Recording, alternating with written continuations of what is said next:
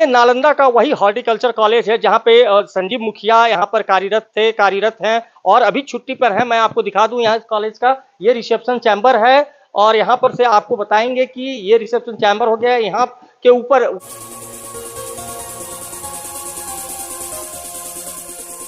Subscribe करें हमारे channel को और बने रहें हमारे साथ। ये नालंदा का हॉर्टिकल्चर कॉलेज है जहाँ पर संजीव मुखिया की बात आ रही है, जहाँ पर नीट पेपर लीक का मामला आ रहा है, वहाँ पे इसी कॉलेज की बात है। यहीं पर वो है, मुखिया नहीं थे, वो यहाँ पे कार्यरत थे और मैं आपको तकनीकी सहायक के रूप में यहाँ पर कार्यरत रहे हैं। और मैं आपको बता दूं कि यहीं पर उनका ऑफिस हुआ करता था, जो कि ऑफिस अब जो है, क्योंकि जब नए साइंटिस्ट आया उसके बाद जो यहाँ पर है उनका जो ऑफिस था उनको अब जो है वो दे दिया गया नए साइंटिस्ट को। हम आपको बता दें कि अब जो है उनका नहीं रहा, लेकिन पहले जो चैम्बर की बात करेंगे कि पहले चैम्बर हुआ करता था तो इस तरह का चैम्बर हुआ करता था उनका।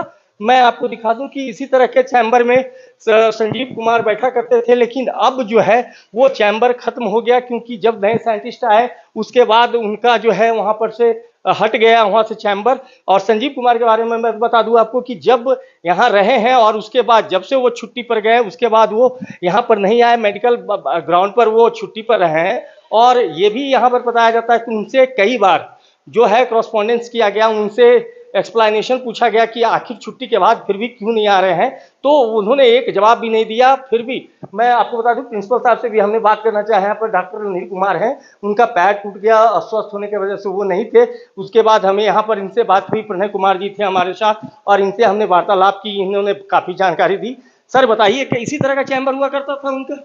नहीं, उनका चैम्बर फर्स्ट फ्लोर पर था। हाँ, लेकिन इसी तरह का चैम्बर था, लेकिन जब से वो गए तब से फिर चैम्बर नहीं, ये फरवरी की बात है कि फरवरी मार्च की बात है कि यहाँ पर नए साइंटिस्ट बहुत सारे आए और यहाँ पर डिपार्टमेंट वगैरह ये सब बनाया गया, तो उसमें साइंटिस्ट को देने के लिए चैम्बर उनसे खाली करवाया गया और साइंटिस्ट को चैम्बर अलॉट। अब अगर वो आएंगे भी तो अब चैम्बर कहीं अलॉट होगा? चैम्बर टीए को नहीं दिया गया है। अब किसी को नहीं दिया जाएगा? अब आएंगे भी अगर संजीव कुमार को चैम्बर मिलता है? नहीं, उनको नहीं मिल पाएगा। साइंटिस्ट को चैम्बर दे दिया गया तो उसके बाद चैम्बर खाली। अब जैसा कि आप बता रहे थे कि उन पर कार्रवाई की भी बात करी संजीव कुमार पर, तो उस तरह की कोई कार्रवाई होगी अभी तक?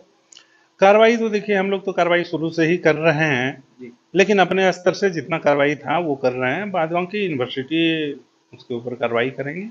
यूनिवर्सिटी के दिशा निर्देश में, हमारे कंट्रोलिंग जो है उनके दिशा निर्देश में हम लोग करेंगे। सर अगर इस तरह की छवि है तो कहीं ना कहीं यहाँ के जो पढ़ रहे हैं स्टूडेंट उन पर भी आएगा इस तरह का कई छवि, उनको भी बुरा लगेगा कि इस कॉलेज का इस तरह की बदनामी है यहाँ के स्टाफ का? तो नहीं, बात तो सही है कि अगर यदि वास्तव में वो इस तरह के कृत्य करते हैं तो उसका इम्पैक्ट तो यहाँ के बच्चे और यहाँ के स्टाफ पर भी पड़ेंगे। लेकिन हम लोग टीवी पर ही न्यूज़ देख करके अभी समझ पाए कि वो इस तरह के गतिविधि में संलिप्त हैं या उनका तार जुड़ा हुआ है। हम अभी भी नहीं कह सकते हैं दावे के साथ कि वो इस चीज़ में हैं या नहीं हैं। ये है कि जब जांच आएगी, जब हाँ।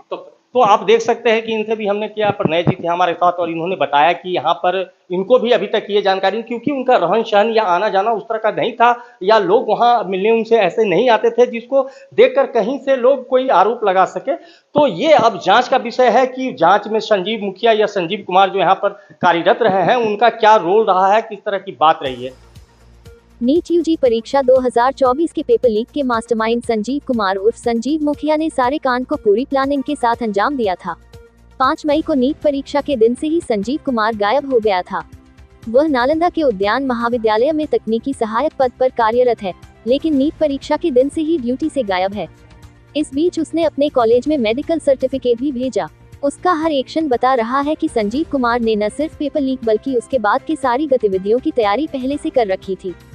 बता दें कि medical NEET UG paper leak मामले की बिहार पुलिस और आर्थिक अपराध इकाई की टीम के साथ साथ अब सीबीआई भी जांच कर रही है। बिहार की पुलिस और आर्थिक अपराध इकाई की जांच में पता चला है कि पेपर लीक का किंगपिन नालंदा का संजीव कुमार उर्फ संजीव मुखिया है।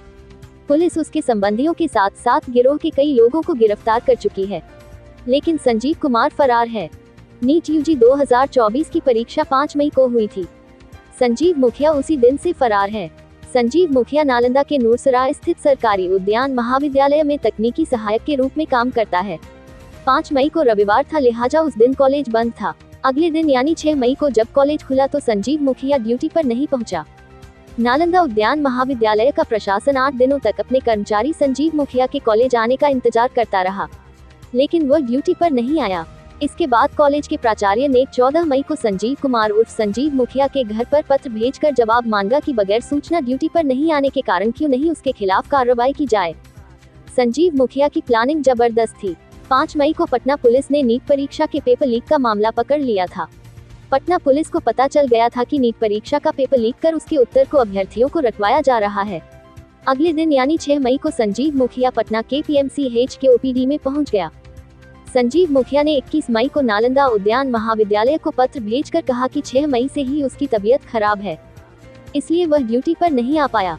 उसने अपने पत्र के साथ पीएमसीएच के ओपीडी का कागजात भी लगाया, जहां डॉक्टरों ने उसका इलाज किया था।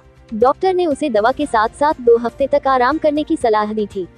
अब देखना ये दिलचस्प होगा कि जांच एजेंसी का जांच में किन किन लोगों को कैसे कैसे अपराध में सम्मिलित करती है। देखिए खबरें टीवी के जीरो ग्राउंड रिपोर्ट, जहां कार्यालय अधीक्षक प्रणय कुमार पंकज से कई प्रश्नों के उत्तर आसान शब्दों में।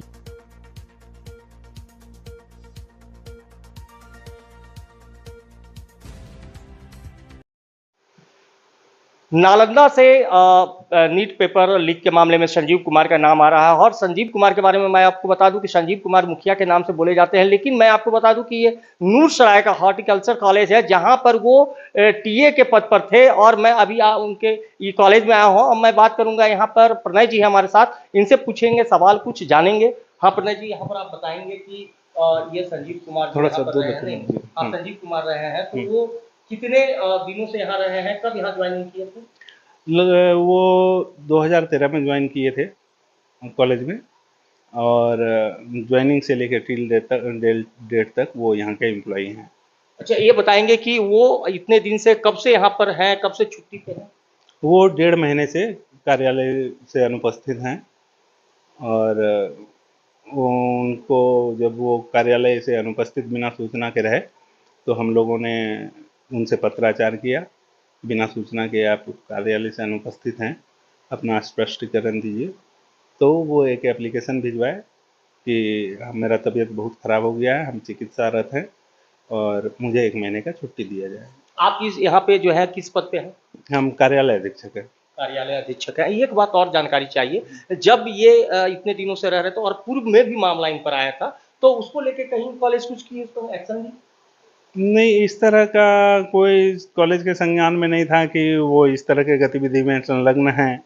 ये पहला बार है जो कि हम लोग टीवी पर न्यूज़ वगैरह देख रहे हैं, तो पता चल रहा है कि उनका तार इनसे जुड़ा हुआ था, लेकिन इसके पहले हम लोग को इसका कोई आभास भी नहीं था। अच्छा सर, एक चीज़ और चाहेंगे, जब यहाँ पर रहते थे वो, जब यहाँ कार्यालय में बैठते थे, तो क्या स्टूडेंट उनसे मिलने आते थे वैसे टाइप के, जो लगे कि हाँ इस तरह का कुछ? नहीं नहीं नहीं नहीं, ऐसा कोई गतिविधि हमको कभी नोटिस में नहीं आया कि कोई उनसे मिलने आ रहे हैं या स्टूडेंट आ रहे हैं या सेटिंग कर रहे हैं, ये वो कभी हम लोग को फील नहीं हुआ।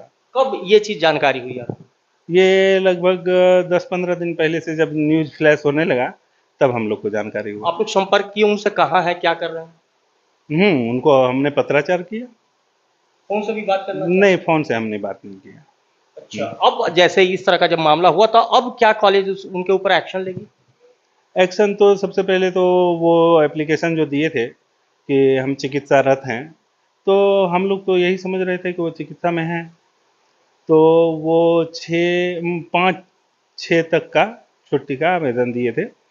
छुट्टी का आवेदन को ध्यान में रखते हुए हम लोग उम्मीद कर रहे थे कि शायद 6 तारीख या 7 तारीख या 1-2 दिन बाद वो कार्यालय में ज्वाइन करेंगे, लेकिन आज तक वो कार्यालय में ज्वाइन नहीं किए हैं, ना ही छुट्टी को बढ़ाने का कोई सूचना कॉलेज को मिला है। अच्छा, और कहीं से कोई निर्देश आप लोग को आया है कि हाँ उन पर कोई एक्शन हो या इस तरह की कोई बात? नहीं, ये सबसे संबंधित कुछ नहीं। अभी जो है वो कहाँ पे बैठते थे, कहाँ उनका रूम है, क्या हटा दिया गया वो रूम है उनका? उनको पहले ऊपर में चैम्बर अलॉट हुआ था, लेकिन ये 2 महीना पहले लगभग हमारे यहाँ जब डिपार्टमेंट वगैरह ये सब बनने लगा, तो जो टीए वगैरह को चैम्बर दिया था वो साइंटिस्ट को अलॉट कर दिया गया, उनको चैम्बर उनका ख़त्म कर दिया। जो पद पर वो थे, वो पद पर कितने यहाँ लोग हैं? वो पद पर यहाँ पर हैं तो 5-7 लोग, लेकिन कुछ डिप्यूटेशन में हैं जो कि बाहर हैं, और यहाँ पर 5 क्या काम करते थे यहाँ पर, क्या काम था उनका, यहाँ रोल क्या था? तकनीकी सहायक, वो साइंटिस्ट को हेल्प करते थे। टेक्निकल चीज़ जो भी होता था साइंटिस्ट उनको बता दिए कि ये ऐसे ऐसे करना है, वो चीज़ को वो समझते थे और उसके बाद लेबर लेकर के या और भी दूसरे कर्मचारी को लेकर के वो काम को परफॉर्म करते थे। जब यहाँ रहते थे तो वो काम करने में उनका कैसा रहता था, दिनचर्या का? ये चीज़ तो नहीं बता सकते हैं सर जी, हम खुद अपने काम को ये करेंगे कि किसी को ऑब्जर्व करेंगे। मोर देन 100 एम्प्लॉई हैं, सबको ऑब्जर्व करना तो संभव है नहीं और ऊपर से हमको भी टास्क रहता है बहुत सारा कि ये काम करके देना है, पूरा ऑफिस का जिम्मेवारी है। तो ये चीज़ ये कभी नहीं, कभी ये नहीं, नहीं कभी समझ में आया कि हाँ वो अपने काम में इंटरेस्ट लेते थे? नहीं नहीं, नहीं, ठीक है, ये हमेशा वो सब छुट्टी पे रहते थे या इतवार ही गए थे? नहीं, नहीं, छुट्टी कभी कभार रेयर को, कभी किसी का शादी हुआ, कभी किसी का कुछ हुआ तो मोटा मोटी जो जैसे जनरल एम्प्लॉय छुट्टी लेते हैं, हम छुट्टी लेते हैं, आप छुट्टी लेते हैं, उस तरह से। तो देखा आपने कि इनसे हमने बात की और इनसे हमने जाना कि उनका क्या कार्यकलाप था, कौन यहाँ मिलने आते थे, किस तरह की उनकी छवि रही है।